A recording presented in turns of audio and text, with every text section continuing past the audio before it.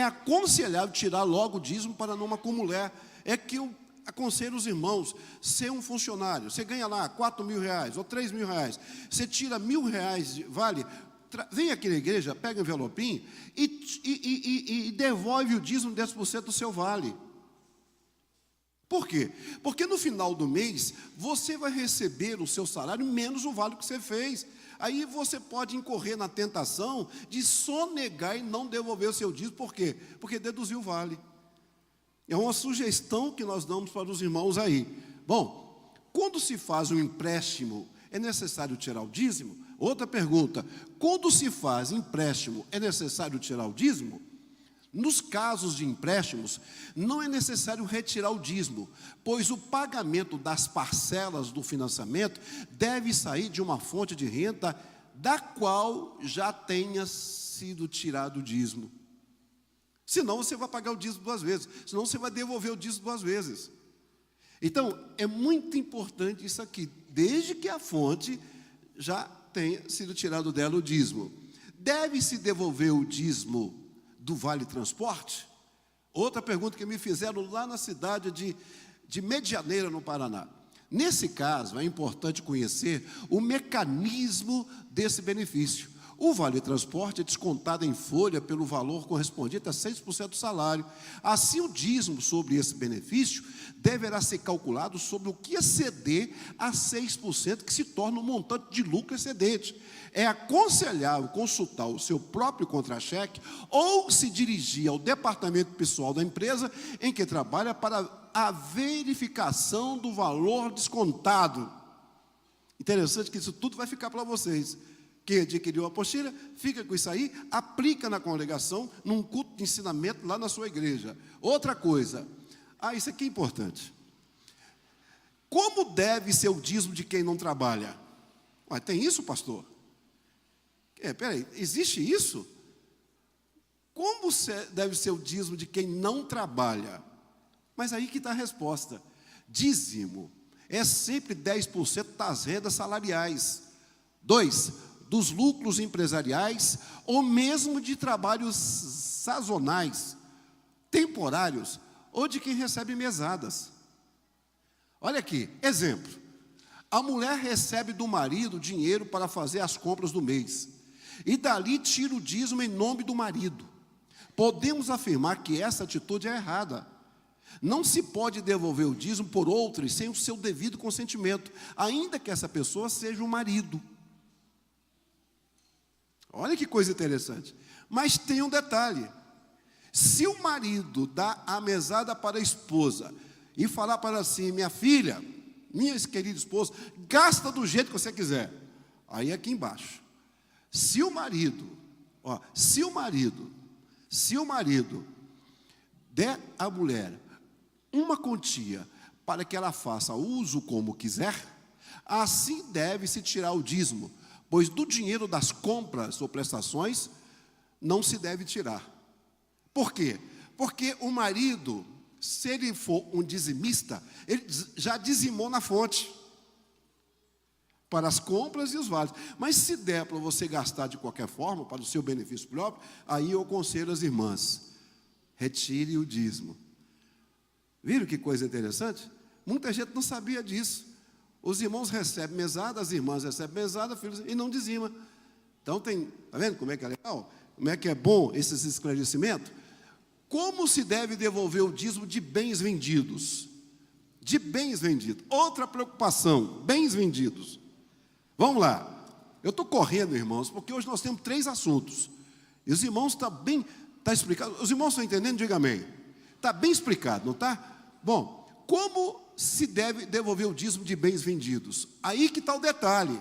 Normalmente, o cristão, quando compra bens, móveis ou imóveis, já compra com dinheiro dizimado. Então, veja bem, quando você compra um carro, por exemplo, você compra um carro de 50 mil reais. Só que, para você chegar a comprar um carro, você tinha dinheiro, não tinha? Se você for um cristão obediente e dizimista, você já dizimou. Você já dizimou daquela importância e o que restou, você vai comprar um carro. Muito bem. Mas olha o que diz aqui. Nesse caso, não é necessário devolver o dízimo novamente, mas, a não ser nos casos em que houver lucros. Por exemplo, o carro é um bem perecível. Você compra um carro por 50 mil, se ele vira o ano, a tabela FIPE dele já cai. Se ele vira 31 de dezembro, bens perecível cai. A tabela FIPE cai um pouquinho. Mas se você compra, por exemplo, um apartamento, se você compra, por exemplo, um lote, se você compra uma casa, aí aquilo tem um lucro, não tem? Ou imóveis nunca cai. Aí, nesse caso, o que você tem que fazer? Você tem que tirar o dízimo do lucro, e não do valor total, porque lá atrás você já dizimou para comprar os bens. Deu para entender? Por quê? Olha aqui, ó. Olha aqui, é necessário devolver o dízimo somente quando houver lucros, mas cabe frisar que o dízimo deve ser retirado do lucro e não do valor bruto da venda. O dízimo do total da venda de bens deve ser retirado somente se o proprietário, na época da aquisição, comprou com dinheiro não dizimado ou recebeu como herança de alguém. Mas se porventura você não dizimou e comprou o bem, na venda dele, o dízimo tem que ser retirado do valor bruto, porque você não dizimou quando você comprou. Olha que coisa interessante. Olha essas dúvidas aí. Ao receber mensalmente minha aposentadoria, devo dizimá-la?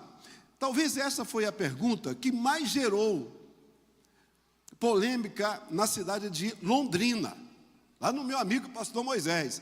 Por quê? Porque levantou o irmão e falou assim: pastor, eu trabalhei 35 anos numa empresa aqui. Durante 35 anos eu dizimei. Aí eu recebo minha aposentadoria e tenho que dizimar de novo? Não é uma dúvida. Aí o que eu fiz? Pastor Moisés estava lá, estava o pastor Daniel Acioli, estava o pastor Percy Fontoura. Nós então colocamos numa discussão dentro do seminário. Uma discussão dentro do seminário. E o que nós deduzimos? Isso aqui, ó.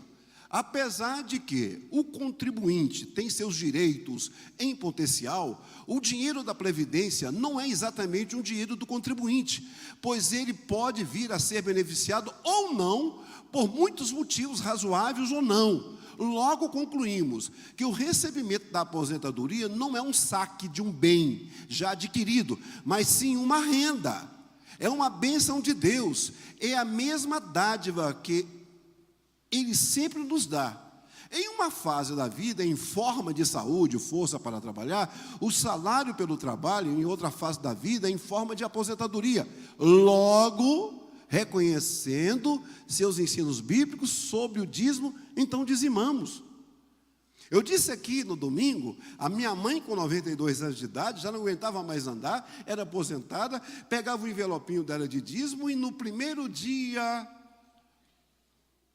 No primeiro domingo do mês, era ceia, a minha mãe fez isso por 25 anos, devolvia o dízimo da aposentadoria. Por quê? Porque mesmo na aposentadoria, tem os lucros do INSS, são valores corrigidos. São valores corrigidos, senão você ia ganhar eu vou usar uma expressão bem chula, uma mixaria. São valores corrigidos. Então, um conselho que eu dou para os irmãos que querem ser fiéis, aposentados, dizimam. Você não vai perder nada. Você viu o que eu ensinei aqui ontem? Que eu coloquei 2 irmãos ali? Lembra que eu coloquei 2 irmãos ali, voluntários? Que eu disse que Deus tem memória? E que o anjo falou para o cinturão Cornélio: Cornélio, Deus tem ouvido as suas orações e memorizadas as tuas contribuições. Então Deus tem memória. Se Deus tem memória, o escritor aos Hebreus, no capítulo 6, versículo 10, diz que Deus não esquece das nossas obras. É por isso que tem muito crente que entra ano e sai ano, não sai do lugar. Sabe por quê? Porque não alimenta a memória de Deus no quesito oração e contribuição. E depois reclama com o pastor: pastor, meu marido está desempregado, pastor, minha empresa quebrou. Sabe por quê? Porque não é um dizimista fiel.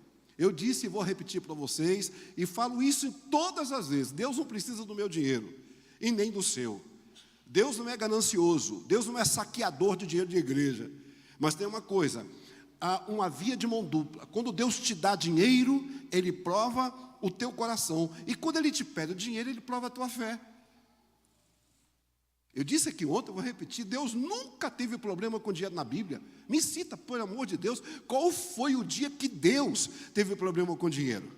Não, porque o dinheiro eu coloco no meu bolso. Deus tem problema com o coração do homem. Ali que está o problema. É o valor sentimental, é amar a coisa errada. O dinheiro eu coloco no meu bolso, que o valor não tem vida. Dinheiro não tem vida própria. Dinheiro não é problema nem solução. O que é dinheiro? Dinheiro é uma ferramenta. Agora, quando eu amo isto, demais, aí que está o problema da minha vida. Aí que está o detalhe. Irmãos, resumindo, o meu Deus, o seu Deus te quer de carro novo, de terno novo, sua esposa tem que dar bem arrumada, seu filho tem que ter informação, você tem que ter um bom plano de saúde. Sabe por quê? Que o cristianismo nunca promoveu pobreza. O cristianismo nunca promoveu pobreza. O nosso livro que está saindo aí pela CPAD, nós temos várias páginas que eu cito de Gênesis, até o livro de Judas, todas as vezes que Deus prosperou um servo. Você acha que Deus tem prazer que o oficial de justiça bata na minha porta para tomar o meu carro? Que Deus é esse que quer ver meu nome no SPC e no Serasa? Deus tem prazer na minha prosperidade, desde que ela seja lícita. Ela não pode ser oriunda do jogo do bicho, de contrabando. Vocês querem ver uma coisa? Pastor Isaías, Foz do Iguaçu. Pastor Isaías foram 2 seminários desses. O primeiro seminário, porque lá tem o quê? Tem 190 igrejas dentro da cidade. O primeiro seminário sobre fé e finanças foi para lideranças. O segundo foi para o povo. E para o povão, nós abrimos um painel de perguntas e respostas. Sabe qual foi a primeira pergunta que surgiu? Pastor, estamos em Foz do Iguaçu. Ali do outro lado é o Paraguai. O governo do Paraguai e o governo brasileiro só nos dá o direito de trazer $300 de cota. Aí vem a pergunta. Eu não compro só $300, eu dou um jeitinho de trazer $1.000 para me vender. Eu posso dizimar do dinheiro que eu ganho com contrabando? E agora? Se é um pastor que não tem sabedoria, ele diz, não, irmão, pode trazer seu dízimo. Só que dízimo é tão santo que ele não pode ser entregue de valor contrabandeado, de muamba. Se for assim, uma prostituta pode dizimar na igreja. Se for assim, um bicheiro pode dizimar na igreja. Um narcotraficante pode dizimar na igreja. Não, senhores, dízimo, a origem dele é santa. Entendeu? A origem é santíssima. Leia lá o relato do dízimo antes da era patriarcal. Leia o dízimo à época patriarcal. Leia o dízimo dos levitas, santo, santo e santo. Então, dízimo é de dinheiro lícito. Se ganhar na loto, eu não recebo. Eu não recebo. Dízimo de quem ganha na loteria, jogo de azar, dízimo é santo. Por isso que a Bíblia está cheio de coisas lindas para nos abençoar, desde que isso seja lícito. Olha o que aconteceu com Silas Malafaia. Recebeu uma oferta de 100 mil, de um dinheiro de propina, de um dinheiro escuso, de um dinheiro... pastor, sou advogado, da lavagem do dinheiro. Ele recebeu uma oferta de uma propina de lavagem de dinheiro. Só que ele teve sabedoria de colocar na conta bancária dele e depois declarar no imposto de renda dele. Foi por isso que o Silas não foi preso. Senão o Silas hoje estava fazendo companhia ao Lula. Era o Lula do lado e o Silas do outro.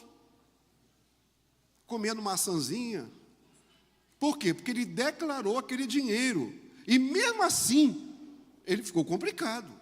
O processo ainda corre. Então nós temos que ter muito cuidado, porque na ânsia da gente ganhar dinheiro na igreja, pode vir coisas por aí que não é certo dentro de Deus. Pastor, diante dessa crise, será que a gente vai rejeitar? Eu aconselho os irmãos a receber dízimo de quem é crente. de quem é crente. Um pouco diferente das ofertas, mas mesmo assim, olha lá, que diferença existe entre dizimar e ofertar? Irmãos, eu estou correndo, viu? Porque aqui só tem gente que pega o raciocínio rápido, porque tem outro assunto muito importante também depois desse. Que diferença existe entre dizimar e ofertar? O dízimo. Olha, irmãos, olha que coisa linda. Primeiro, o dízimo é a propriedade de Deus. Por isso devolvemos o dízimo, é propriedade de Deus, e Ele reclama do que é seu.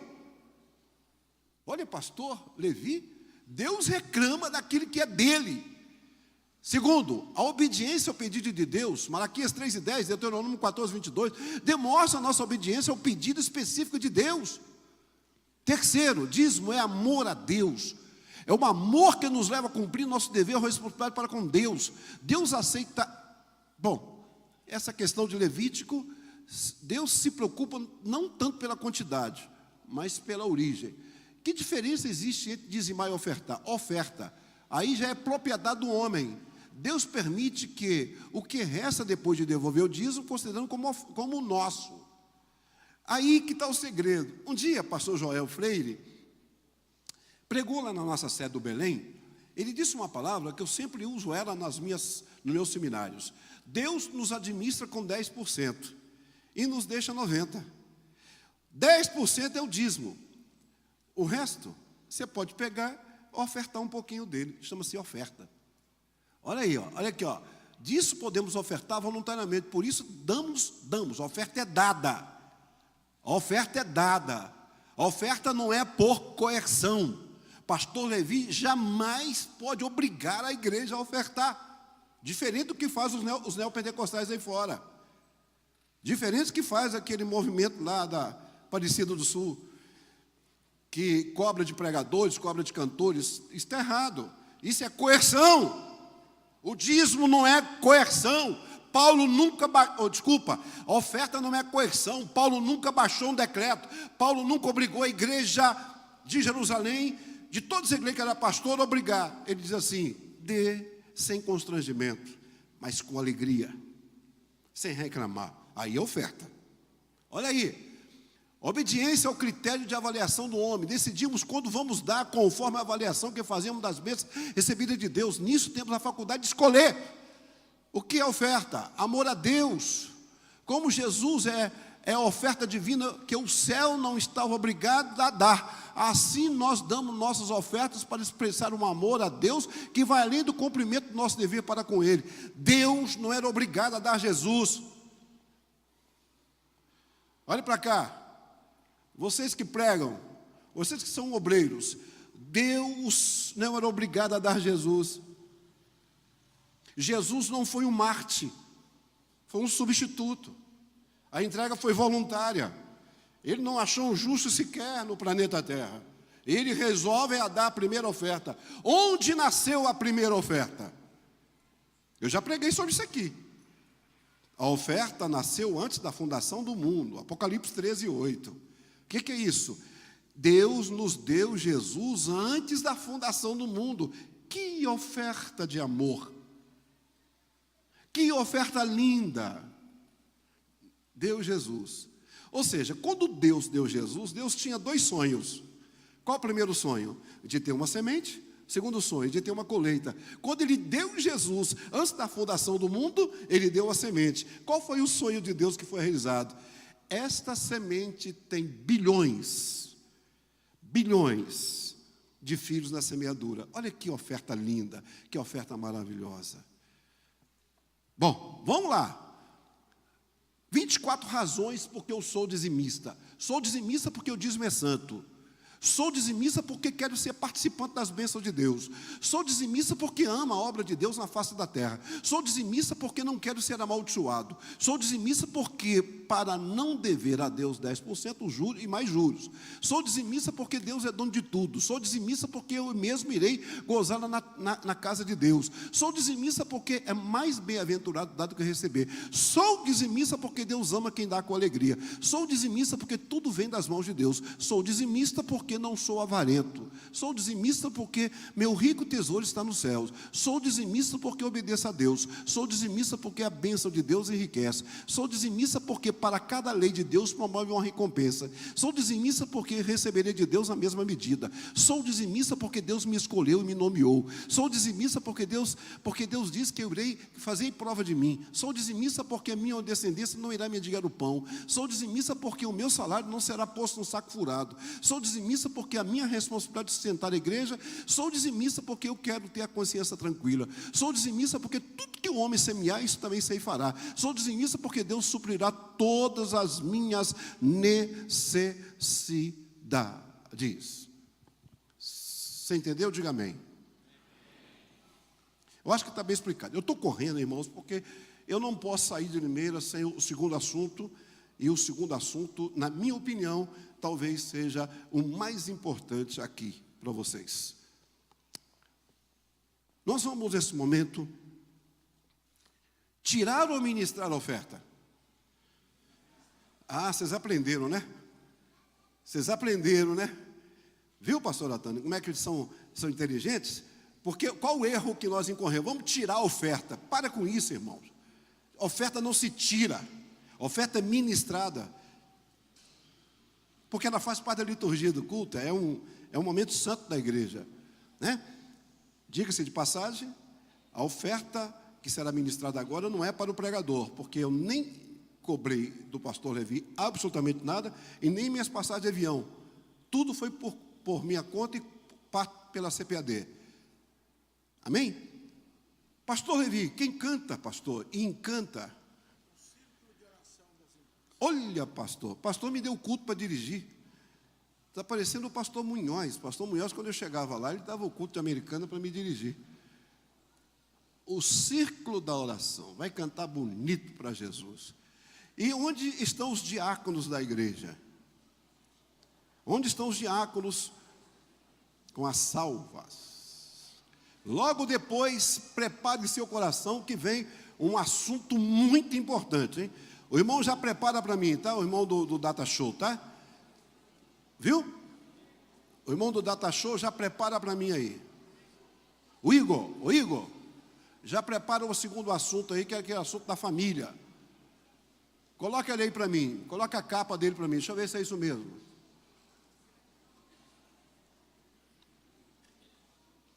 O Igor, ele está aí?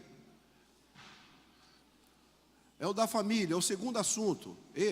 Isso, é esse aí. Finanças, planejamento e controle familiar. Esse está todo mundo esperando, principalmente as irmãs. Vem cá, querido, vem cá. Irmão, faz uma oração aí, querido, rápido. Senhor Jesus Cristo, agradecemos, Deus, pela Tua oportunidade, Deus. Agradecemos, Deus, por mais este momento, Deus, de nós podermos, Deus, contribuirmos, Deus, para a Tua obra. Senhor Jesus, cuida, Deus, de cada um, Deus. Abre, Deus, o coração, Deus, de cada um, Deus, para amar, Deus, a Tua obra, Deus. Porque Tu sabes, Deus, e conhece tudo, Deus. Pois nós Te louvamos e Te agradecemos. Amém. Amém. As irmãs cantam e cantam aí. E os irmãos vão contribuir. Vamos servir ao Senhor com nossos dízimos e com as nossas ofertas, em nome de Jesus. Olha o tema que vem aí, hein? Todo mundo está esperando esse tema.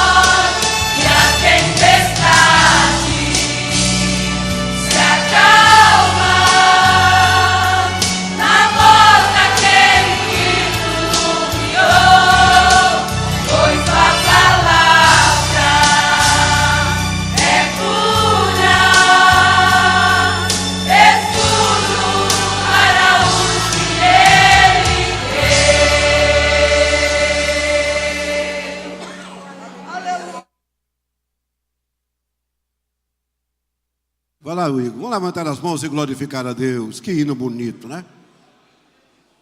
Glória a Jesus.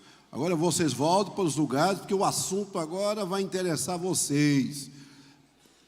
As mulheres queridas e santas. Glória a Jesus.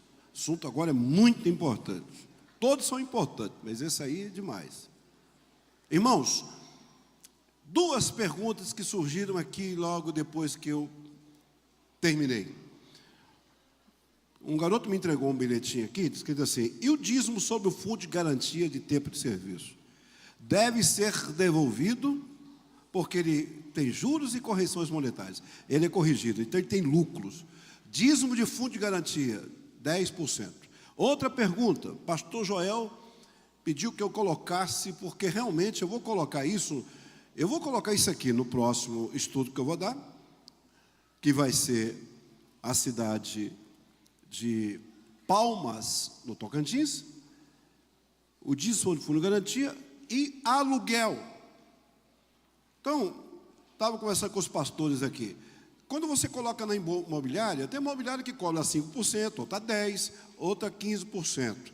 Sugestão, até estava conversando com o pastor Levi. Você que tem lojas, barracão, apartamento, casa de aluguel, paga do bruto. Paga do bruto tem um benefício também. Um benefício, tá? Paga do bruto. Então, é uma sugestão. Aluguel, paga do bruto. Quando você recebe o aluguel. Fundo de garantia, foi todo corrigido.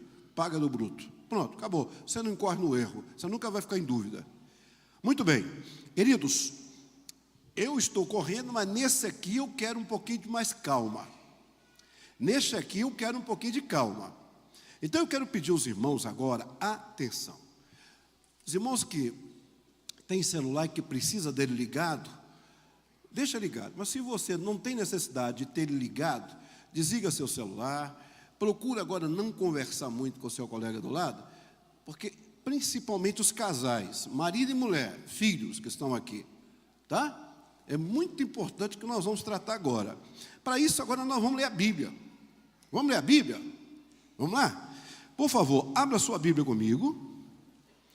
Eu vou até pedir ao irmão que coloque aí, porque já tem ao segundo, está aqui comigo, olha lá. Vamos lá, está aqui, ó. Aqui está na versão corrigida e fiel. Depois eu vou ler na nova versão internacional.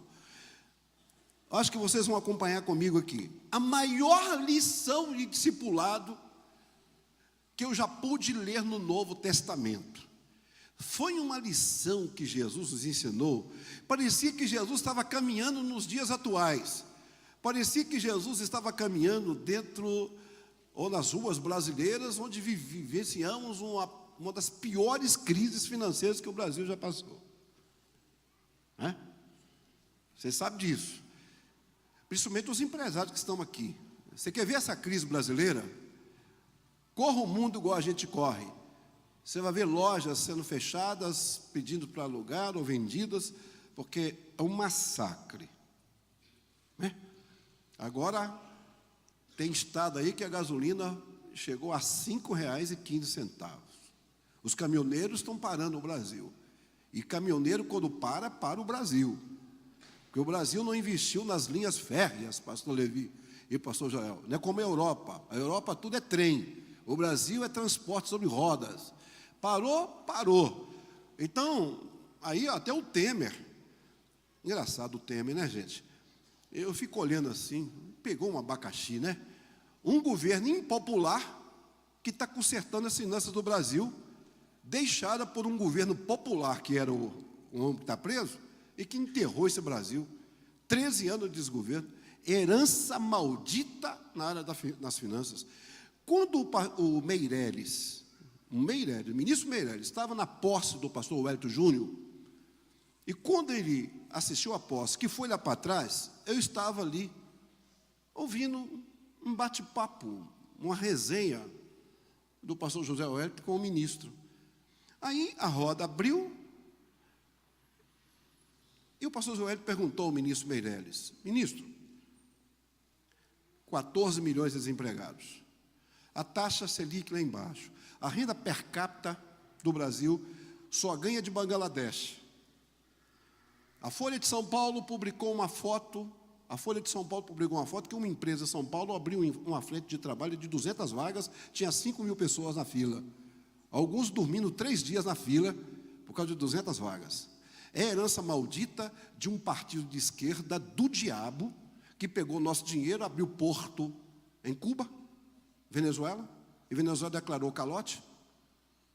Bilhões do BNDES foi para Venezuela, Cuba, Nicarágua, Uruguai. Nosso dinheiro está lá fora.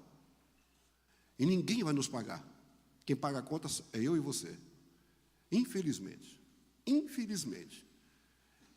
Infelizmente.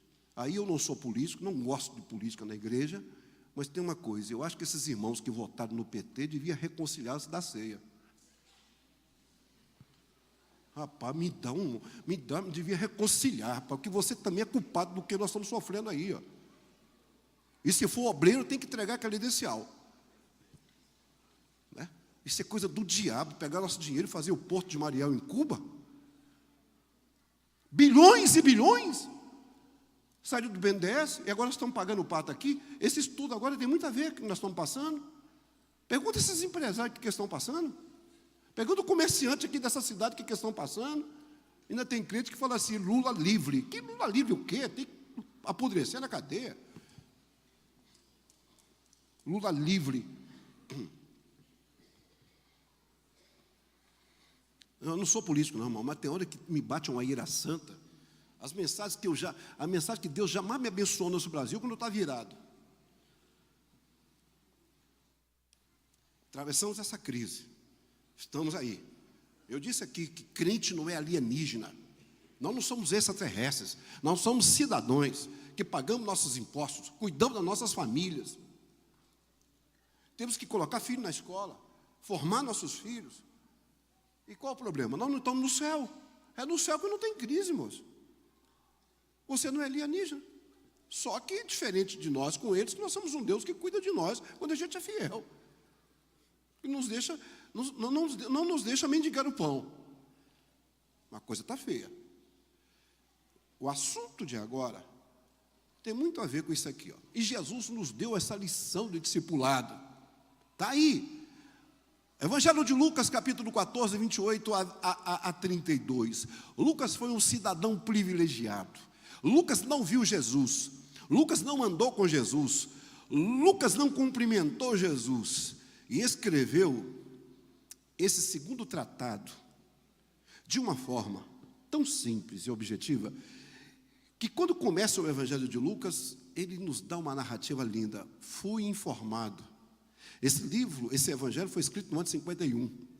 Diz os historiadores, como ele era muito amigo de Paulo, e o Novo Testamento divide em 2 grandes teologias, as teologias paulinas e as teologias petrinas. Marcos e Lucas eram adeptos às teologias paulinas.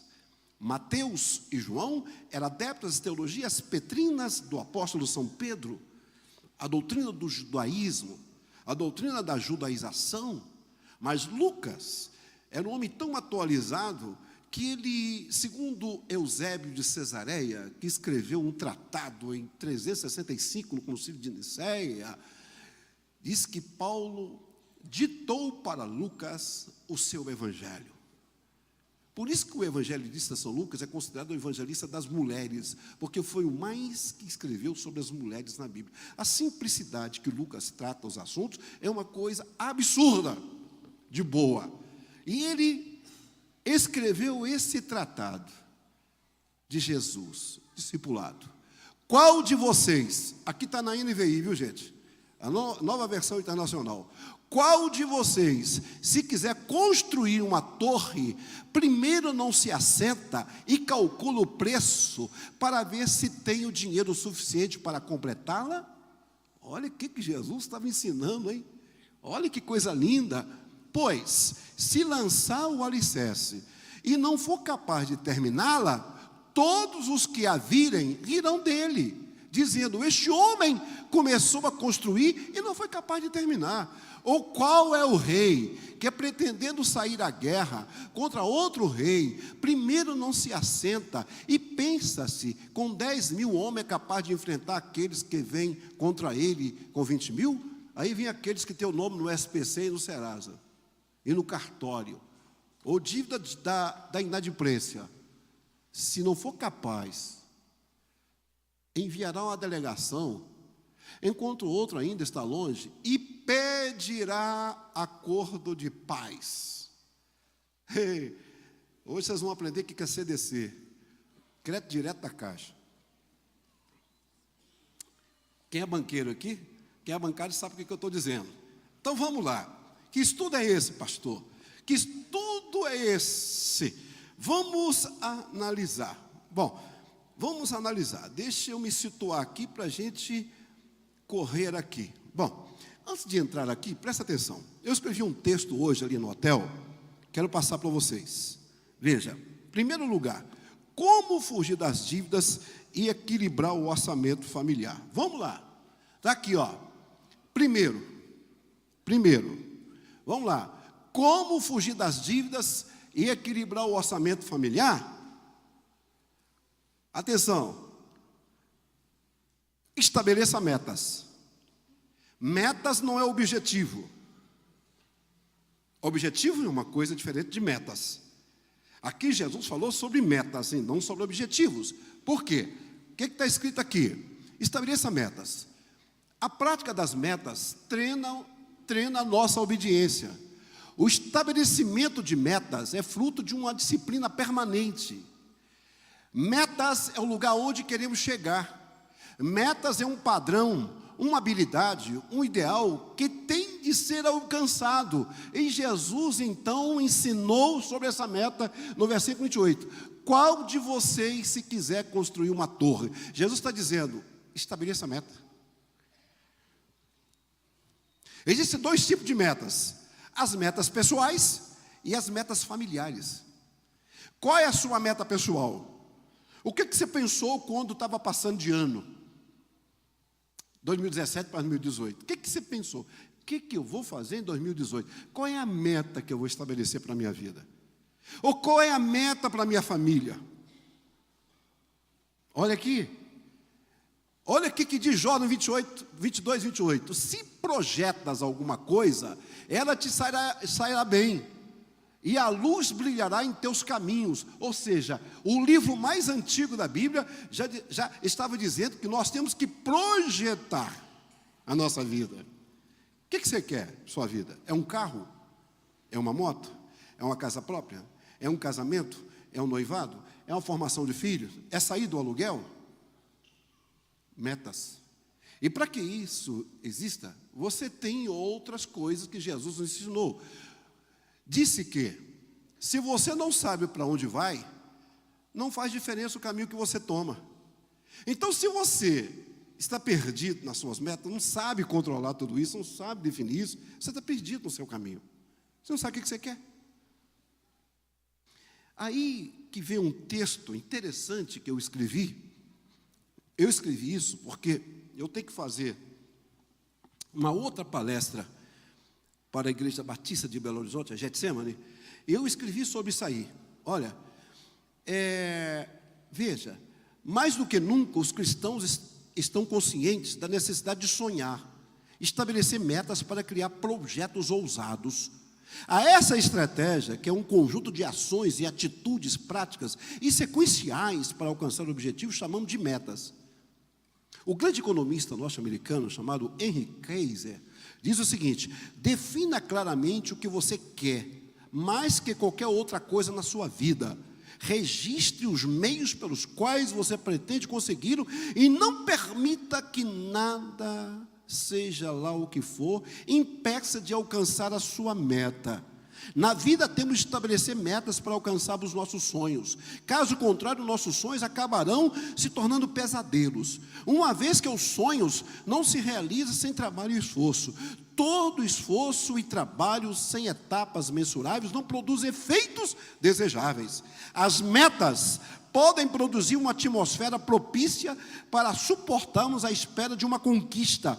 Quais são os seus alvos, os seus sonhos, os seus ideais, as conquistas almejadas por você e sua família? Um carro? Uma casa? Formação profissional dos filhos? Um emprego melhor? Filhos? Quais são as suas metas e as metas da sua família? Se a sua resposta a essa pergunta ainda não está bem definida na sua mente, aí está o primeiro problema que você e sua família precisam resolver. Precisamos saber onde queremos chegar, o que queremos alcançar, para então podermos definir como vamos chegar e alcançar as nossas metas pessoais e familiares. Precisamos de metas. Agora, atenção. Olha o que nós colocamos. Eu quero compartilhar com você. Deixe-me compartilhar com você agora um segredo. 80% da população mundial vive de esperança. Alguém aqui que já viveu de esperança alcançou o seu objetivo?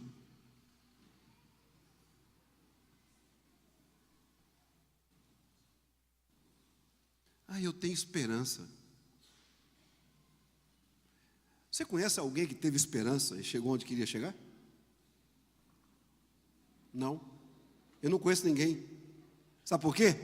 Veja, 80% da população mundial vive de esperança, ou seja, espera que algo diferente aconteça, tipo que seus negócios se realizem, que a promoção chegue, que reduza o peso, que o aumento de salário aconteça. Se você observar bem, verá que a esperança não tem levado pessoas a realizar grandes objetivos. Agora olha para as pessoas que você considera bem-sucedidas.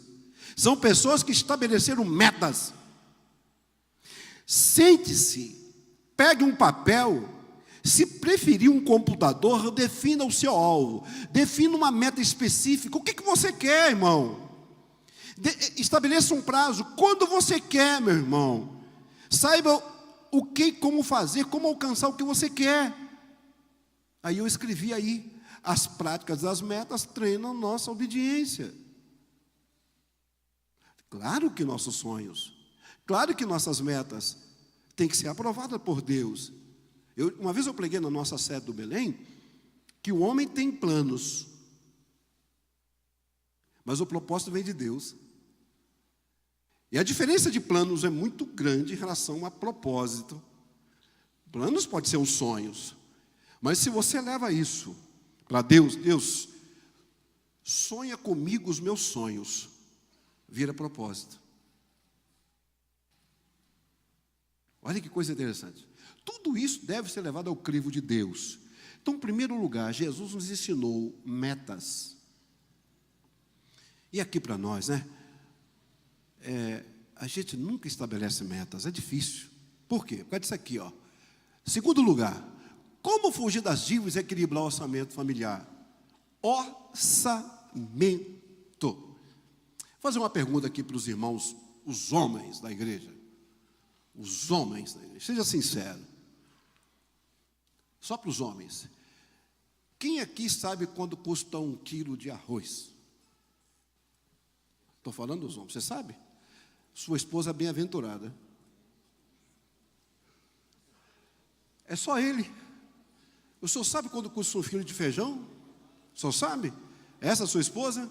Irmã, dá um abraço nele.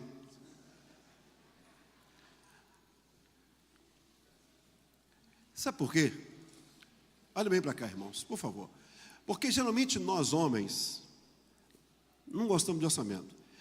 Algum homem aqui, quando vai ao supermercado com uma esposa, olha algum controle de validade de alimentos? O senhor olha? Porque só tem restaurante. Só tem que olhar. Porque senão os seus fregueses, clientes ou fregueses? Os seus clientes vão comer alimento vencido. É por isso que o Nilson aqui tem que olhar o controle de validade. Você já viu algum homem que chega na padaria e olha se o pão vai vencer daqui um mês? Não, diante de Deus. É difícil um homem fazer uma coisa dessa. É difícil fazer uma coisa dessa. Agora, quer ver? Quantas mulheres aqui sabem quanto custa 1 quilo de arroz? As mulheres, levanta a mão, deixa eu ver. Meu Deus do céu, eu achei que eu ia ter uma alegria aqui, que no 100% ia levantar. Quantos aqui sabe quanto custa um quilo de fubá, de feijão? Quanto custa um pacote de arroz? Mulheres, olha aqui. O que é, pastor? O pastor está dizendo aqui que você só sabe quanto custa um anel de brilhante. O perfume importado dos Estados Unidos, é isso? A bolsa de marca, é isso? O sapato de marca, é isso? Mas vocês não sabem quanto custa um quilo de arroz? Um pacote de arroz, um quilo de feijão, de trigo, de fubá? Pois bem, o segredo é fazer orçamento.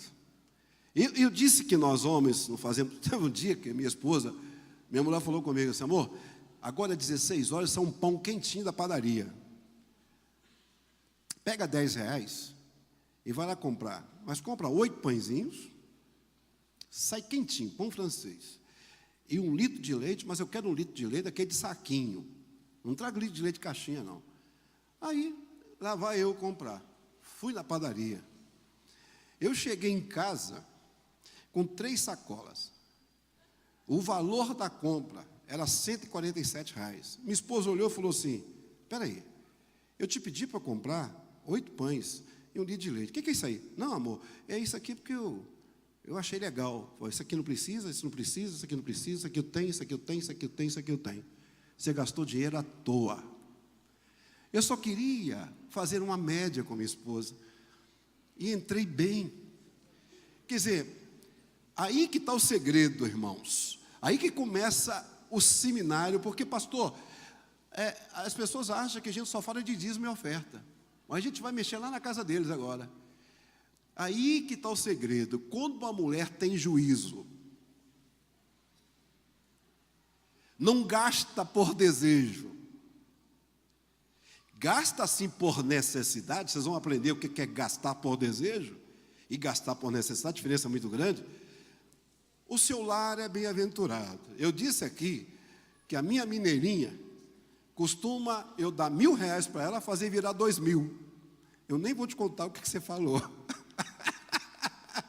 Ô Tânia, pastora Tânia, deixa quieto, abafa esse caso aí, pelo amor de Deus. Então, não é que as irmãs que gastam mais não têm juízo, porque quando não está endividado, quando o marido tem, eu acho que você tem que deixar a miséria de lado. Lógico, até o seu gasto tem que ser equilibrado. Eu estava no Rio de Janeiro, e eu terminei meu seminário, uma irmã me chamou e falou: pastor, não vou apontar o dedo para o senhor não, aquele ali, altão, de gravata vermelha, de paletó azul, é meu esposo. Mas irmã, sim, mas o que a irmã quer dizer com isso? Pastor, só acredita que eu fiz aniversário semana passada, ele não lembrou? E olha que nós somos casados há 22 anos. Ele é evangelista da igreja. Agora ele vai ser pastor. Mas, irmã, como é que foi isso? Pastor, eu levantei, acordei, com ele do meu lado na cama, dei um beijinho nele e falei assim: amor, você sabe que dia é hoje? E ela respondeu: hoje é dia de pagar a prestação do carro. Pastor, eu não falei nada. Eu levantei, fiz um suco de laranja para ele. Enquanto ele foi tomar banho e fazer barba, para sair para a igreja, eu peguei a mesa, coloquei na mesa o que ele gosta. E quando ele estava na mesa, tomando café comigo, eu disse: amor, lembrou? Sim, querido, está aqui o carnê. Fica tranquilo, eu não vou atrasar a prestação. Sabe, pastor, eu senti muito. Quando ele estava saindo na porta do nosso apartamento, eu dei um abraço nele e falei assim: olha, eu creio que você já lembrou. Sim, querida, você já está me enchendo a paciência, está aqui, gente, pelo amor de Deus. Eu não vou pagar juros, não, vou pagar. Sabe, pastor, eu senti muito, eu chorei, porque meu esposo não lembrou da data do meu aniversário. Fiquei triste. A minha filha adolescente me viu triste, falou: mamãe, por que a senhora está triste? Eu disse: seu pai, aquele miserável, munheca de samambaia, o mineiro fala unha de vaca, pão duro, não lembrou do meu aniversário. A mamãe não vai ficar assim não. Pegou o telefone, ligou para ele, estava na igreja atendendo. Pai, mamãe está lá no quarto chorando. Sabe o que você esqueceu, pai? Hoje é aniversário da mamãe. Meu Deus do céu. Minha filha, ela está aí perto de você? Está não. Minha filha, eu esqueci. Irmão, esse esquecimento é falta de interesse.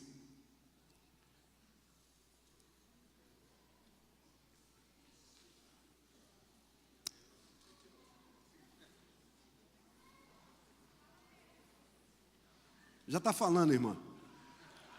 Jeová já está falando há muito tempo. Aí, olha minha filha, faz o seguinte, ela está perto de você, está não. Então faça de conta que eu não esqueci, eu só estou criando um clima. Rapaz, além de mentiroso é fariseu, está criando um clima, rapaz. Malandro, rapaz. Evangelista malandro, rapaz. Malandro. Não, estou criando um clima. Você vai ver quando eu chegar aí 18 horas. Você vai ver o que eu vou fazer. 18 horas ele chega com aquela cara lavada, bateu a campainha, ela abriu, ele olhou para ela, amor, você acha que eu esqueci?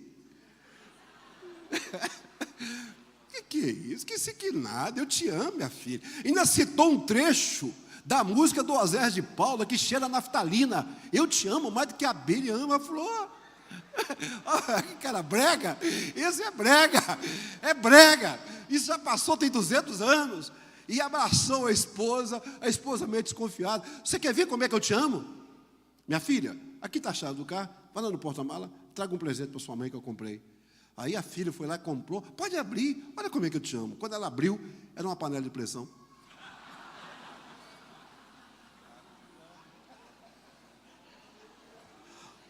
Pastora Tânia, se ele te desse uma panela de pressão, qual seria a sua reação? Aqui, ó, a da frente, é a esposa? É a sua filha? O que você fazia com o seu esposo? Tacava na cabeça dele. Tacava na cabeça dele. Sabe por quê? Porque, veja bem, panela de pressão, essas coisas de casa, é obrigação do provedor quando ele trabalha. Isso é obrigação minha. Isso é obrigação de nós, somos homens que têm uma esposa que cuida dos nossos filhos. É óbvio que quando ela trabalha, ela divide a despesa de casa, não é verdade? Então, mas por quê que eu estou entrando nessa área com vocês? Porque eu estou falando isso, irmão, porque tem marido que não está endividado, está com a finança equilibrada, e tem que também entender que ele não pode ser miserável. Pastor Joel, pastor Levi, pastores, irmãos, eu estava na cidade de Açailândia, no Maranhão, e o pastor, que é capelão da Polícia Militar, pastor José Cavalcante, ele falou comigo assim, está vendo aquele irmãozinho que está chegando ali? Eu falei, estou vendo. Ele anda 6 quilômetros para vir e 6 quilômetros para voltar com a esposa dele está doente, para não pagar a passagem. Pastor Enilson, ele tem dinheiro na poupança. Isso é miserável, pai, mas morrer, o dinheiro vai ficar aí, pai. Está vendo? 6 quilômetros, coitado daquela irmã, pai. 6 quilômetros para isso, a pé. Porque guarda dinheiro debaixo do colchão. Agora, por que eu estou dizendo isso? Estou dizendo isso porque se você que está me ouvindo está endividado, a história muda. Tudo que você for fazer, tem aquela palavrinha ali, orçamento. Olha o que Jesus nos ensinou sobre o orçamento do 29 e 30. Pois, se lançar o alicerce e não for capaz, de terminá-la, todos os que a virem rirão dele, dizendo, este homem começou a construir e não foi capaz de terminar. Ou seja, ele não fez orçamento. Olha o que Jesus nos ensinou. Ensinou o seguinte, veja, planeje seus gastos. Aí vem uma frase que eu citei no meu livro, planejar vem antes de gastar. Então, antes de gastar, você tem que planejar. Porque se você gastar e planejar depois, nunca vai dar certo. Olha aqui o que eu escrevi. Quantas famílias aqui presentes têm um orçamento familiar? Eu pergunto para você nesse seminário, lá na sua casa, você tem uma planilha de entrada e saída? Você tem? Eu tenho. Você sabe que de 7 anos para cá, eu e minha esposa temos uma planilha. Eu até tenho ela aí no computador, depois eu posso passar para vocês. O que entra e o que sai. Você sabe que com isso, a minha vida financeira equilibrou de uma maneira. Porque tem uma planilha de entradas e saídas. Fica lá, no ímã da geladeira. Entrou tanto, coloca. Vai sair tanto, coloca. Saiu tanto, coloca. Isso deu certo. Sabe por quê? Porque senão vai correr o seguinte, olha, deixa eu voltar aqui. Olha o que vai acontecer. Ou você é do tipo, enquanto eu tenho dinheiro, eu vou gastando. Na hora que acabar, acabou. Desculpa, eu vou falar uma palavra dura com você. Você é inconsequente. Eu não vou falar nem que você é irresponsável, você é inconsequente. Sabe por quê? Porque quando acaba o dinheiro, por exemplo, você tem dinheiro para 30 dias, você gasta faltando 10 dias para terminar o mês. Como é que você vai comer, irmão? E se acontecer uma emergência? Aí sabe para onde você vai? Você vai para o cheque especial, você vai para o cartão de crédito, você vai para o agiota, você vai para o empréstimo consignado. Por falta de quê? De orçamento. Tem homens assim, eu conheço famílias assim. Aí já não é inconsequente, é responsável. Tem um salário, mas começa a inventar moda. Compra celular de última geração. Troca pneu de carro na hora que precisa trocar. Compra som de carro. Compra perfume caríssimo. Gasta o dinheiro no meio do mês e depois não tem dinheiro para completar o mês. Aí eu pergunto, qual é a mulher que aguenta o marido deste? A mulher que abre a geladeira, não enxerga dentro da geladeira um Orkut, um leite para os seus filhos, uma carne. Sabe o que vai acontecer? Então, olhe para cá. Olhe para cá. E isso gera crise num casamento. Então, vem cá. O Instituto Gallup americano, eu citei isso no nosso livro, citou uma pesquisa que a metodologia foi a mais eficaz que eu já li. Você sabe que os Estados Unidos é o segundo país em separação e divórcio do mundo, só perto da Suécia. A Suécia está em primeiro lugar. Em média, um casamento na Suécia dura 2 anos, em média. Na Suécia, em 5 anos, muitas vezes o casal já separou 3 vezes, já divorciou e casou de novo. Nos Estados Unidos, é média de 2 casamentos a cada 5 anos. Média. Muito bem. Instituto Gallup, preocupado com a separação dos casais norte-americanos, fez uma pesquisa nos estados por que o casal se separa tanto na América do Norte. Primeiro motivo, traição. Essa está em primeiro lugar, é o concurso. Primeiro lugar, porque a traição gera frustração, a traição gera decepções. Qual é a esposa que dorme com seu marido sabendo que outra mulher tocou no corpo que é dela? Qual é o esposo que dorme com sua esposa que sabe que o corpo dela foi entregue a outro homem?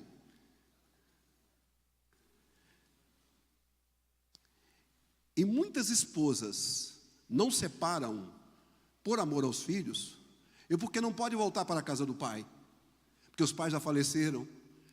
Então fica essas irmãzinhas dentro da igreja traídas, principalmente pela internet, homens que dão uma de solteiro e fica até 3 horas da manhã na internet, a esposa cheirosa, perfumada, esperando ele na cama, ele fica dando uma de solteirão, quando não muda até o nome, e quando não tira a roupa para as mulheres na internet. Nós falamos muito sobre isso, né, chefe?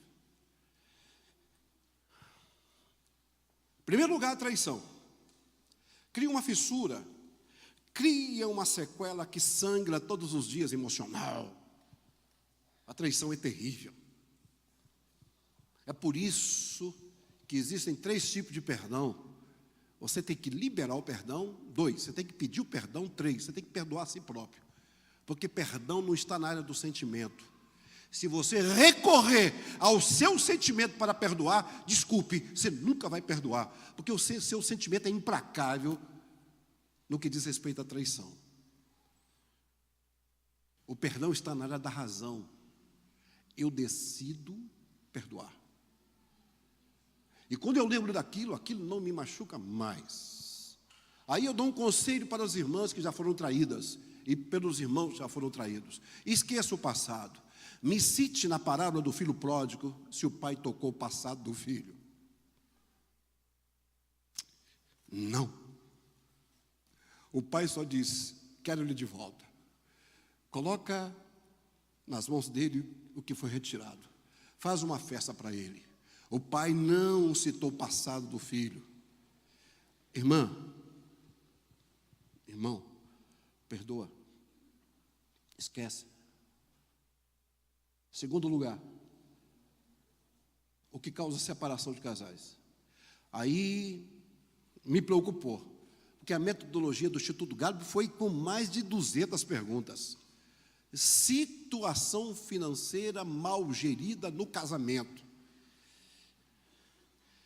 Gestão financeira mal administrada no casamento. Segundo lugar, irmãos, que causa separação de casais. Maridos inconsequentes e preguiçosos, que em 2 anos tem 30 assinaturas na carteira profissional. Maridos que não param no emprego, maridos briguentos lá fora, maridos que não gostam de trabalhar. Não estou dizendo você que sai pela manhã e fica até a noite procurando serviço por causa da crise no Brasil. É preguiçoso mesmo. Eu fui na Bolívia há uns 8 anos atrás, fiquei impressionado com a igreja na Bolívia. Lá as irmãs que saem para trabalhar, é os irmãos que ficam dando mamadeira aos filhos dentro de casa. Bolívia, Cochabamba, Monteiro e La Paz. Eu fiquei impressionado com aquilo. Bom, cuidado com a má gestão financeira. Eu penso assim, irmãos, quando a esposa é equilibrada, o marido é equilibrado, tudo bem, une, você ganha pouco, mas aquilo que eu disse ontem, não confunda prosperidade com riqueza. Você pode ganhar pouco, mas pode ser próspero, pode ser feliz. Gasta aquilo que você pode. Não vai além dos seus limites. Não faça isso dentro da sua casa. Conversa com a sua esposa. Diga para a sua esposa quanto você ganha no contra-cheque. Qual o problema? Qual o problema da minha esposa saber quanto que eu ganho? Qual o problema de eu saber quanto que ela ganha? Se possível, fazer uma conta conjunta. Fala, amor, vamos administrar isso aqui. A gente tem que sair desse buraco. A gente tem que sair lá no final do ano, legal. Dá certo, irmão. Por quê? Esse item do orçamento é profundamente importante. Como fugir das dívidas e equilibrar o orçamento familiar? Aí que vem aqueles vilões das finanças da família. Qual o primeiro vilão? O crédito facilitado. Eu estava andando hoje aqui na cidade, aí nas ruas da cidade, eu encontrei uma casa que é campeã no crédito facilitado. Você sabe qual é? As Lojas Bahia. As Lojas Bahia é uma tentação. Você chega lá, tem uma geladeira de R$ 1.500. O vendedor fala com você, você pode pagar em 36 pagamentos, só começa a pagar em julho. Você acha aquilo bonito, opa, crédito facilitado. Só que ninguém dá nada de graça para ninguém. Ali dentro tem um juro embutido. Aí tudo bem, você compra a geladeira, mas você vai ter que pagar, porque uma coisa é compromisso, outra coisa é dívida. Quando você compra aquela geladeira para pagar de 36 pagamentos, você tem um compromisso. Mas quando você não paga um compromisso, vira o quê? Vira o quê? Dívida. E a dívida é tão do capeta, a dívida é tão do diabo, que a dívida tira a sua autoridade. A dívida é tão do capeta que um dos apelidos que Deus colocou no pecado foi dívida. Só Jesus. Você falou uma coisa certa. Então aqui, cuidado com o crédito facilitado, pelo amor de Deus. Outra coisa, cheque especial. O dinheiro está na sua conta, mas ele não é seu. Dinheiro especial só em caso de doença grave e morte. Você sabia que o gerente do banco pega os melhores funcionários para administrar cheque especial e cartão de crédito? Porque é ali que o banco ganha. O banco te ama quando você entra no cheque especial, ele te adora, ele liga para você, manda até presente para você. Hoje, vamos lá, os empresários aqui me corrigem. Nós temos em média 400% ao ano de juros do cheque especial. Só pede para o cartão de crédito. Hoje, eu vou falar pelo Bradesco, 16% de juros quando você entra. A Caixa Econômica, 4,5%. E o consignado. Ou consignado. Então, muito cuidado quando você entra no cheque especial. Por quê? Porque, que vai, vamos colocar uma conta aqui por alto, vamos lá. Quem é professor de matemática, me ajuda. Você tem lá R$8.000 de cheque especial. Você vê aquele dinheiro na sua conta e vê uma coisinha pequenininha. Deixa eu ver se eu trouxe essa coisa aqui. Não, ficou lá no hotel. Aquele dinheirinho de plástico, aquilo dá uma vontade de fazer aventuras. Você tem um cheque especial, seu amigo, sua amiga te chama para um jantar. Aí você vai fazer o quê? Deixa comigo. Deixa comigo. Deixa comigo. Eu pago. Passa aí, o moço. Paga. Isso aqui é uma tentação.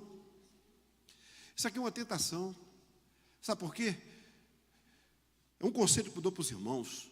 Quem está endividado, na hora de gastar, leva dinheiro vivo, porque dá uma dó quando aquela nota de 100 sai do nosso bolso, rapaz. Você fica olhando aquela notinha de 50 sair, você fala, meu Deus, que... Oh, Deus proverá, né? Deus proverá. Oh, tentação.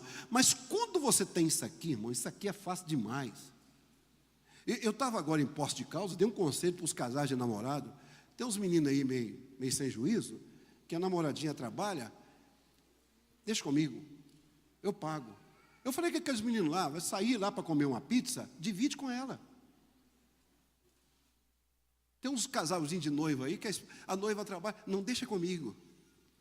Não tem nada de deixar comigo, não, mano. Vai dividir despesa. Quando deu aí, garçom? 80, minha filha, 40 é seu, 40 é meu. Qual o problema? Ah, não, o camarada quer fazer aventura com cheque especial, rapaz. 400% ao ano, 16% ao mês.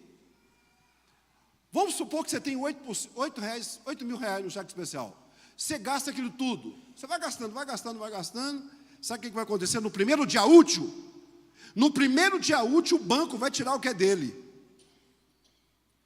Primeiro dia útil. Vou fazer uma média aqui por baixo. R$8.000, você gastou R$8.000, vou fazer pela Caixa Econômica Federal. O banco vai tirar de 1.250 a 1.350, que é dele. É dele. E se você não tiver esse dinheiro para o banco no primeiro dia útil, ai de você. Você vai pagar caro demais. Você vai pagar caro demais, porque o banco não achou o dinheiro que é dele na sua conta. Então, olha o perigo, o vilão que nós temos. Outra coisa, isso aqui é cartão de crédito, né? Olha aqui a outra, perigoso, o cartão de crédito. Tudo que você compra, um dia terá que pagar. Sabe onde o banco ganha com a gente? Sabe aonde? No pagamento mínimo. Você gasta, chega a fatura, R$3.000. Se você pagar R$3.000, você arrebenta com o seu orçamento familiar. O que você faz? Vem o mínimo, R$540. Você paga os 540. Só que aqueles 2.460 que está lá, está correndo juros. Só que no final do mês, o que você pagou de mínimo, o mínimo é do banco. O banco já ganhou nele. Aí vem a conta.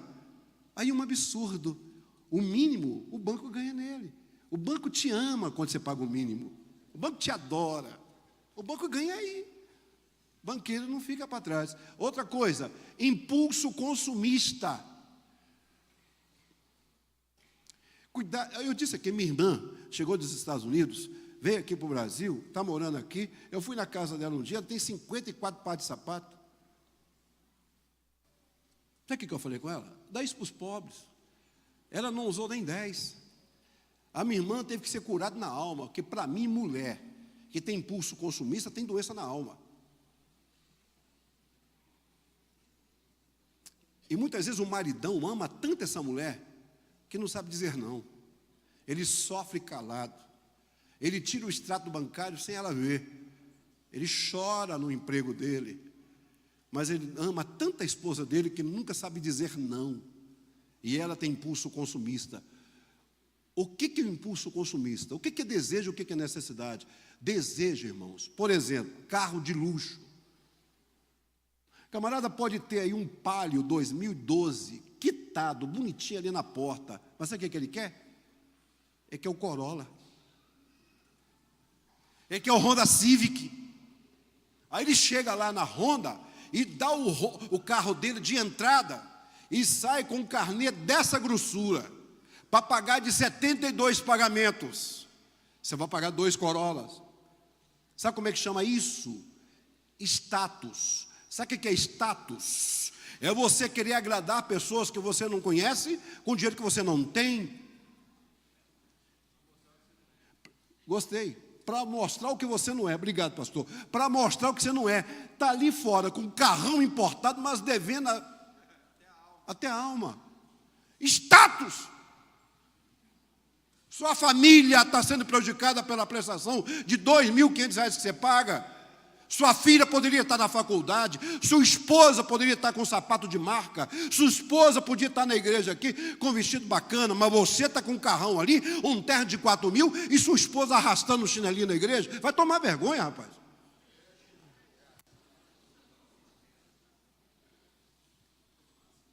Não, fico irado com esses obreiros que sentam no púlpito com paletó, rapaz, com terra de 3.000, a esposa chega ali com aquele negócio lá do bazar. A esposa tem vergonha de sentar na frente, mas o cara está aí, igual um pavão, rapaz. Sapato colorido de 4 cores, igual os pregadores do reteté, os canelinhas de fogo. Deus me livrou disso, irmãos. Eu prego o evangelho.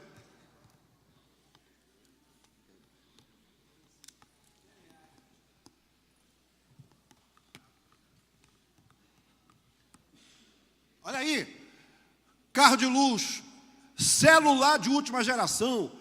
Se eu pudesse mostrar meu celular aqui para você, meu celular quebrou o vidro, tem 1 ano. Eu estou usando aí que ele fala, eu recebo chamada. Está ali, eu posso mostrar para vocês diante de Deus, quebrou o vidro. Eu estava em Poços de Caldas, fui no moço lá para trocar e falou assim: pastor, eu cobro 350 para trocar o vidro. Eu falei: filho, eu vou ficar com esse celular muito tempo. Ele fala. Agora não, se você for na onda de celular, irmão, ele te arrebenta. Porque o que é lançamento hoje, daqui a 30 dias tem um melhor do que ele. Ele vai trocar. Então, arrebenta você. Aquele celular bacana. Aqui, ó. Cirurgia estética quando o marido está endividado. Quando o marido está endividado, hein? Fica com aquele pezinho de galinha mais 1 ano. Até ele controlar. Depois ele vai te dar a cirurgia. Ele vai deixar você bacana.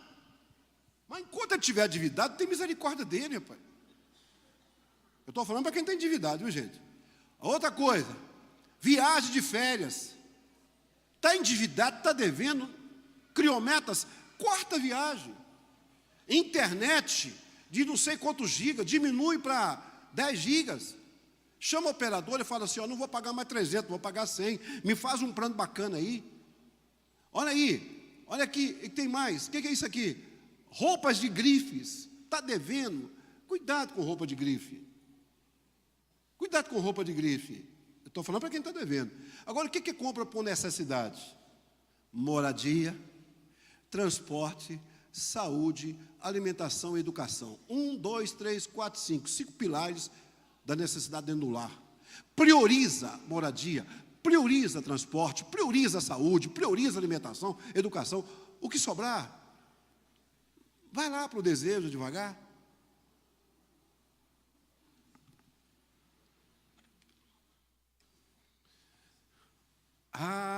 Isso aqui é forte. Como fugir das dívidas e equilibrar o orçamento familiar? Trabalhe. Olha aí, o trabalho enobrece o homem. Quem que citou essa frase? Foi o pai da sociologia, o fundador da sociologia, Max Weber. Fundador da sociologia, Max Weber foi um intelectual, jurista, economista alemão, considerado um dos fundadores da sociologia. Ele citou: o trabalho enobrece o homem. Só que no meu livro eu acrescentei. Quem nunca escutou essa frase? Acho que pouquíssimos, não é? Mas tem outro ponto de vista: o conhecimento enobrece o homem, e o trabalho é a reação deste acontecimento. Eu falo para essa meninada aí, irmão, quem é bom já não vale nada no mercado. O bom está perdendo para o ótimo. E o ótimo está perdendo para o excelente. Sabe quem tem hoje valor no mercado? É o excelente. Para ser servente de pedreiro, você tem que ter alguma coisa lá embaixo. Para ser pedreiro, você tem que ter alguma coisa. Para ser torneiro mecânico, você tem que ter um curso. Então, quem era bom, já não é bom para o mercado. Quem era ótimo, já perdeu a concorrência para o excelente. Então, é o seguinte, põe seu filho para estudar. Ou você talvez não está na idade mais de estudar, põe seu filho para estudar. Ele que é seu sustento amanhã. Isso é, quando ele tem juízo também, né? Agora, quando ele casa rápido, acabou. Sabe o que Jesus ensinou? Ou qual é o rei que, pretendendo sair da guerra contra outro rei, primeiro não se assenta e pensa se com 10 mil é capaz de enfrentar aquele que vem contra ele com 20 mil? Ou seja, sabe o que Jesus ensinou aqui? Que nós temos que trabalhar. E tem uma coisa, se essa moda aqui pegar, eu vou rir demais. Essa moda aqui pegar, ó, aquele que não trabalha também não deve comer. Olha lá, 2 Tessalonicenses 3:10. E eu não estou falando de quem foi atingido pela crise, não, hein? Eu não estou falando do irmão que está me ouvindo aqui, que é um baita de um trabalhador, que está desempregado, está sofrendo porque está desempregado, sai de manhã e volta de tarde, muitas vezes, sem comer direito. Eu não estou falando aqui dessas meninas que trabalham no comércio, que estão entregando currículo todo dia. Estou falando de preguiçosos.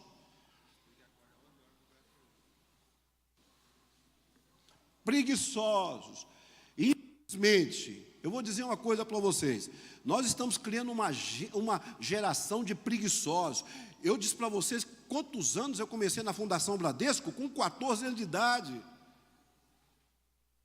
Eu aposentei, pastor Levi, por tempo de contribuição. Mas hoje não. Essa lei maluca aí no Brasil, põe o cara para votar com 16 anos, ele pode matar doidado, ele pode atirar, dizer, eu sou de menor. Ele pode matar um pai de família, igual mata um porco, e dizer, eu sou de menor. Para ele tem centro de quê? De recuperação. Mas ele pode votar. Em Israel, olha que eu já fui a Israel 5 vezes. Uma das nossas idas a Israel, nós tivemos numa palestra em Tel Aviv, com um rabino que é engenheiro da construção do terceiro templo. Ele diz, aqui em Israel, com 13 anos, o garoto é responsável socialmente, civilmente e criminalmente. Com 13 anos de idade em Israel, o garoto, ele cumpre pena como um adulto. Vai ver a criminalidade em Israel, quase zero. Vai ver em Israel, como é que eles trabalham. Aqui não. Aqui nós estamos criando uma geração de preguiçosos, e vou ser sincero para vocês, culpa da gente. E culpa mais dessas irmãs aí, ó. Sabe por quê? Muitas vezes o pai fala assim, meu filho, vai trabalhar, vai lavar um carro, vai trabalhar, ser frentista no posto de gasolina, meu filho. Ô, meu filho, vai procurar emprego. A mãe fala assim, não, tadinho, ele tem que estudar. Espera aí, ele pode estudar de noite e trabalhar de dia.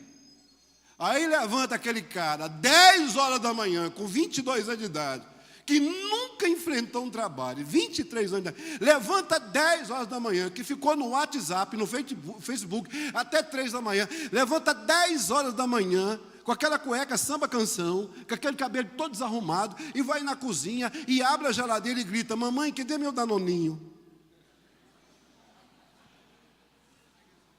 Preguiçoso, rapaz. Não, ainda tem umas meninas da igreja que é malucas e apaixona por uns caras desses. E as meninas falam assim, ele é meu partidão, ele é meu queridão, ele é meu saradão, mas também o meu vagabundão. Parasita. Não, tem umas meninas na igreja que é apaixonada por esses caras.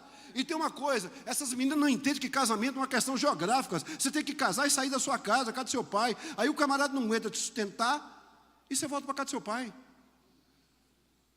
Ainda mais se tiver uma sogra.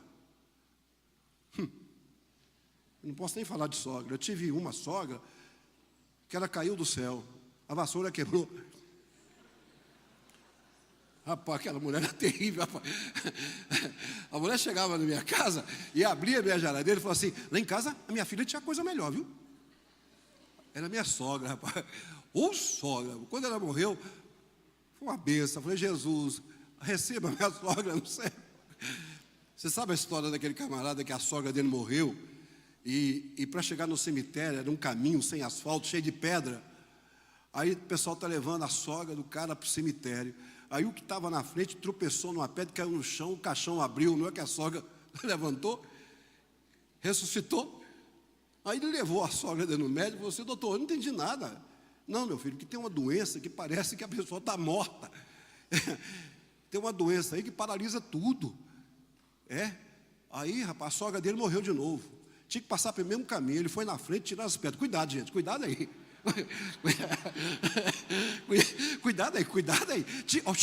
Cuidado aí. Até a sogra dele chegar no cemitério. Agora tem sogra que é uma bênção, né? Tem sogra que trata um genro melhor do que a filha. Não é verdade? Tem sogra, Cardoso, que trata a gente como um filho, rapaz. Briga com a filha por causa da gente. Por que eu estou falando isso? Nós temos que trabalhar, irmãos. O trabalho enobrece as pessoas. Trabalho não é desgraça, trabalho não é maldição. É porque as pessoas falam assim, Adão foi amaldiçoado por Deus, o suor do teu rosto comerás o teu pão. Maldito és tu, a terra e a serpente. Mas eu duvido que alguém aqui prove que Deus amaldiçoou Adão. Deus amaldiçoou a serpente e a terra. Trabalho é de Deus. Para terminar, está devendo? Vai negociar a dívida. Papai sempre dizia para mim o seguinte, pessoas honestas não sabem dever. Pessoas honestas, quando ficam devendo, não dormem direito. Pessoas honestas não conseguem ficar devendo. Negocie suas dívidas. Se não for capaz, olha o que Jesus ensinou. Se não for capaz, enviará uma delegação, enquanto o outro ainda está longe e pedirá acordo de paz. Gente, parece que todo esse estudo está na página 16, viu? Eu estou falando aqui, mas está tudo aí. Está tudo na apostila. Todos nós, irmãos, presta atenção nisso aqui, Todos nós estamos sujeitos a cometer erros, a calcular errado, a ser surpreendido por circunstâncias que fogem do nosso controle e acabam nos endividando. Se existe uma coisa que pessoas honestas não sabem, é ficar devendo. Mas até as pessoas honestas podem cometer erros e ser surpreendido por circunstâncias que fogem do seu controle e ter o seu nome incluso no SPC e Serasa. Não quer dizer que você é caloteiro, que você é mal pagador quando o seu nome vai para o SPC e Serasa. Pode ser um acidente de percurso. Pode ser um acidente de percurso. Então, vai lá e tira. E o que Jesus nos ensinou? Vai fazer um acordo de paz. Nenhum banco quer tomar prejuízo. Mas nenhum banco também é doido de cobrar aquela taxa que ele cobra quando você está devendo. É por isso que tem o CDC, que é o crédito direto da Caixa, que o juro é 2% ao mês. Compromisso, dívida e inadimplência. A inadimplência tem que fazer o mais difícil, que é negociar os valores com os credores. Mas é importante ter em mente que eles querem receber o valor, em geral estão dispostos. Quantas vezes está devendo, o banco te liga, olha, você deve 2.000, você vai pagar 500.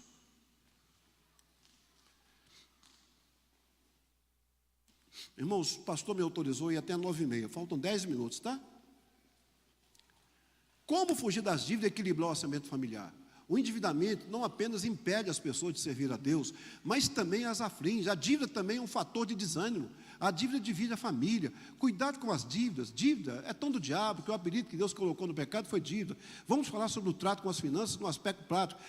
Irmãos, olha para cá. Meu Deus, chegou a melhor hora. Chegou a melhor hora. Agora chegou a solução. Porque só falar de dívida e não apresentar uma solução é deixar o seminário embora meio que capenga, meio que aleijado. Primeiro, quer sair das dívidas? Aprenda a economizar. Jesus não é Rei dos Reis, Senhor dos Senhores? Se Jesus fizesse isso com o dedo, ele não chamava uma legião de anjos para assistir? Olha para mim. Jesus, ele poderia simplesmente fazer assim, Os anjos chegavam perto dele, resolvia o problema dele. Eu disse aqui no primeiro domingo que uma das coisas mais lindas de Jesus foi isso. Pedro, vai pescar, me traga um peixe. Vocês vão perceber que Jesus não mandou buscar a moeda, ele mandou buscar o peixe. Mas a moeda veio dentro. Quando você pesca o peixe, a moeda vem junto. Esse é o segredo do crente. Não come só o peixe, mas tem a moeda. Olha aí, cuidado com as dívidas. Jesus mandou a gente economizar. Você sabe o que está escrito em 6:12 de João? Ele mandou recolher o que sobrou. Gente, quem falou isso não foi Pedro, não. Foi Jesus. Jesus, Rei dos Reis, mandou economizar.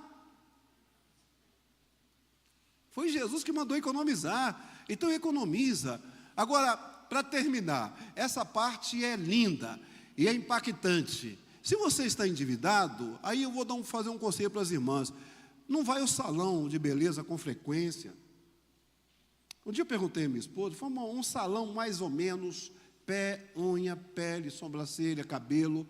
Ela falou, depende do salão. Tem salão que vai de 100 a 300 reais. Tem salão até que vai a 500 reais. Então é o seguinte, se seu marido está endividado, leva o salão para sua casa. Estou falando, você está endividado, tá, gente?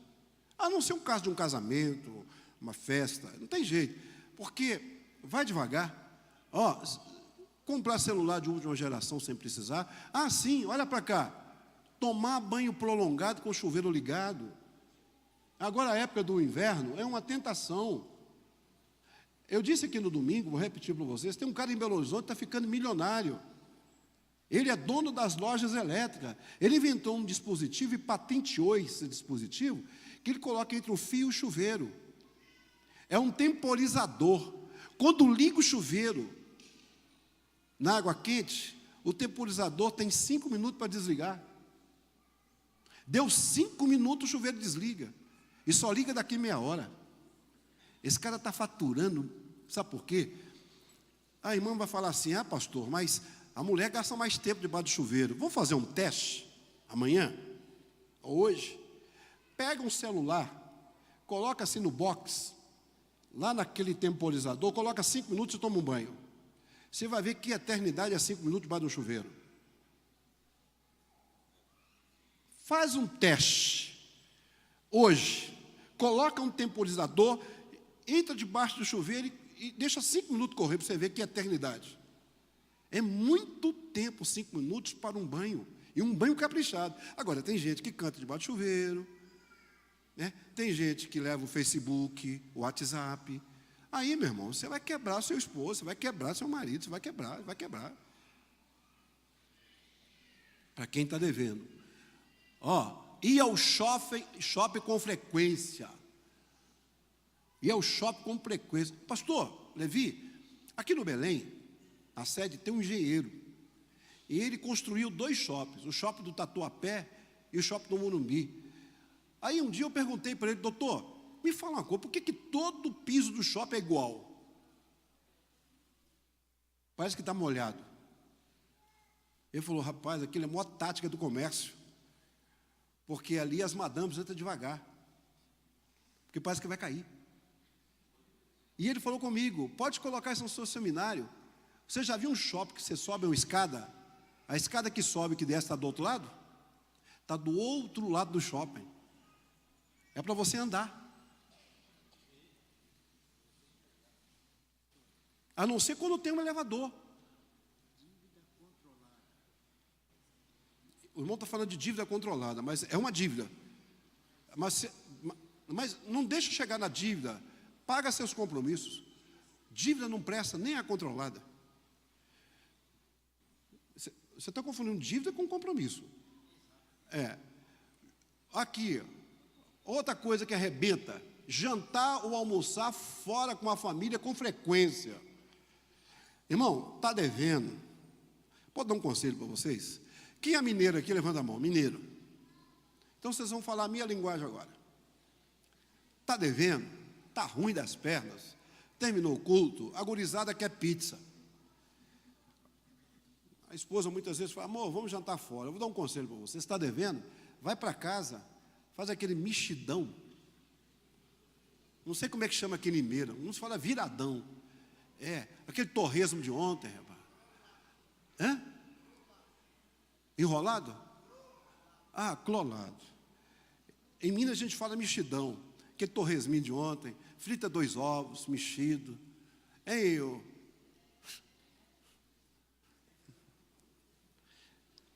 Aquela carninha de ontem, põe no arroz. Valmir, põe no feijão. Aquele torresminho, põe 2 ovos em cima e divide com a família, coisa mais gostosa que tem. Ainda tem uns que abrem 2 litros de Coca-Cola ainda. Agora, não, mas está devendo, mas vai para o restaurante passar o cartão de débito e de crédito. Terminando? Compre sempre à vista. Nunca procure agiota. Provérbios 6:15. Não seja fiador de ninguém. Salomão proibiu ser fiador. Eu já fui vítima disso. Comparação de como é um fiador. Salomão disse que o fiador é como uma gazela na mão do caçador. Salomão disse que o fiador é como ave na mão do passarinheiro. Salomão disse que o fiador não tem juízo. Provérbios 17:18. Meus queridos irmãos, está aí. Eu nem vou listar a lição, porque eu já falei para vocês. Está aí o nosso seminário.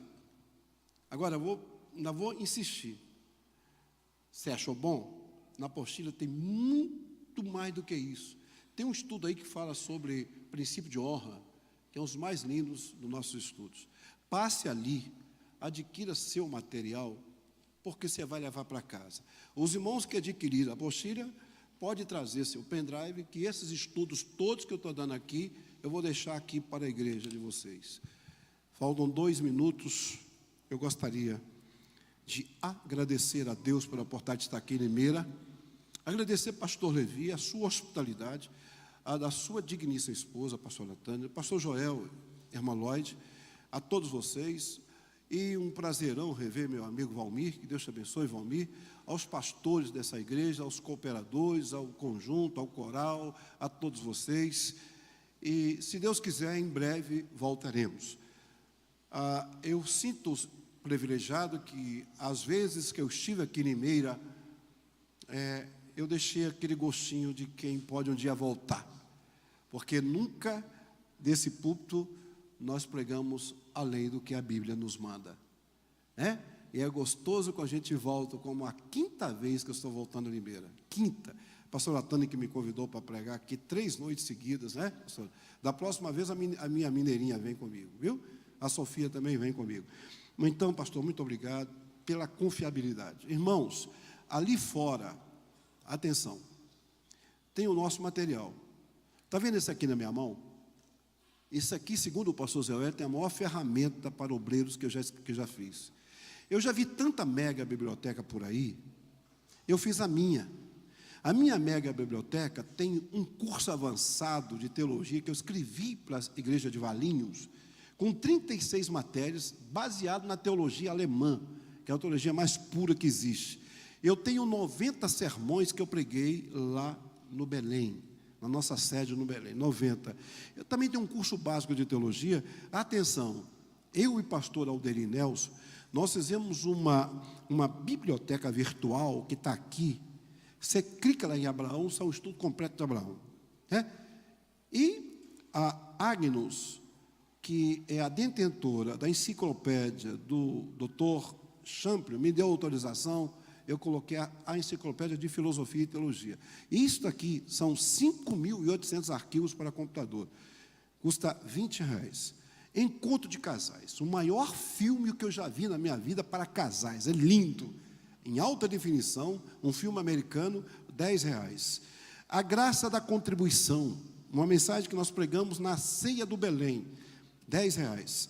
Prosperidade à Luz da Bíblia, pregamos em Guarulhos, R$10. Você tem carro aí fora? Tem MP3? Coloque isso no seu carro. 28 horas de Novo Testamento dramatizado. É lindo. Quando fala mulher samaritana, é uma voz feminina. É para o seu carro, tá? Eu uso muito no meu carro. Uma mensagem mais impactante. Pregamos também lá no Belém. Babel, Calvário e Pentecoste. Os 3 grandes fundamentos lá atrás. Os 3 fundamentos do cristianismo: fé, humildade e santificação. Nós sobrevivemos da venda do nosso material. Irmão que quiser abençoar a mim e minha família, primeiro, a igreja Limeira tem uma cota e uma meta e um objetivo. Primeiro, adquira a apostila. Você já adquiriu a apostila? Então adquira nossos DVDs. Eu vou ficar ali na porta para te dar um abraço. Peço oração por mim. Vou amanhã ver a minha família, mas já no final de semana estaremos um pouco longe. Nós vamos estar lá na cidade mais quente do Nordeste, que é Teresina, no Piauí. Se aqui estou passando bem com esse friozinho, lá é muito calor. Ore por mim, para que Deus me dê saúde, tranquilidade, e sempre baseando nossas mensagens na Bíblia. Que Deus abençoe vocês. Amém. Amém, meus irmãos. Vamos ficar em pé nesse momento, agradecer a Deus pela bênção que durante esses 3 dias recebemos do Senhor, esses ensinamentos, tudo aquilo que ouvimos, podemos aperfeiçoar nas nossas vidas, conforme as nossas necessidades. O pastor Valmir Carvalho está aqui entre nós. Todo mundo sabe que ele pertence ao ministério de Rio Claro, mas está aqui entre nós. E ele quer vender canela de velho e óleo de sucupira. Vai estar lá na frente com os óleos lá. Eu já estou tomando. Todo dia eu tomo um pouquinho de canela de velho e um pouquinho de óleo de sucupira, né? É bom para o fígado, bom para os nervos, para a canela, para tudo, né? Muito bom. Vamos nos despedir em oração. Muito obrigado, pastor Enilson Eneric. E quem sabe mais para frente, pastor Enilson virá aqui com a esposa para ministrar para os casais, viu, pastor Rogério? Ele ministra para casais aí no Brasil afora. Ele e a esposa, viu? Que é preparada também. Quem sabe futuramente dá certo. Deus abençoe. Vamos orar nesse momento. Convidamos o pastor Joel Amâncio para nos despedir com oração. Muito obrigado pela cooperação dos obreiros, pastores, dirigentes, que se fizeram presente conosco. Quinta-feira, nosso culto está ali, olha, culto da vitória. Quinta-feira estaremos juntos aqui servindo ao Senhor. Maravilhoso e eterno Deus, nosso Pai, te louvamos por tudo quanto temos ouvido, Senhor, nesses dias, Pai, nesse seminário. Queremos pedir a Tua bênção em favor de cada família aqui representada, esposo, esposa, nós jovens que aqui vieram. Meu Deus, meu Pai, abençoa cada um, a Tua amada igreja, sede conosco, cada pastor, cada obreiro, que seja abençoado por Ti. Agora acompanha-nos aos nossos lares, leva debaixo da Tua potente mão, guardando, livrando, Senhor, de todo mal. É o que eu te peço em nome e pelo amor do Teu Filho, agora e para sempre. A graça do Senhor Jesus Cristo, o amor de Deus, nosso Pai, a comunhão e a consolação do Espírito Santo reine sobre cada vida. E todo o povo de Deus digam amém. Deus abençoe a todos em nome de Jesus.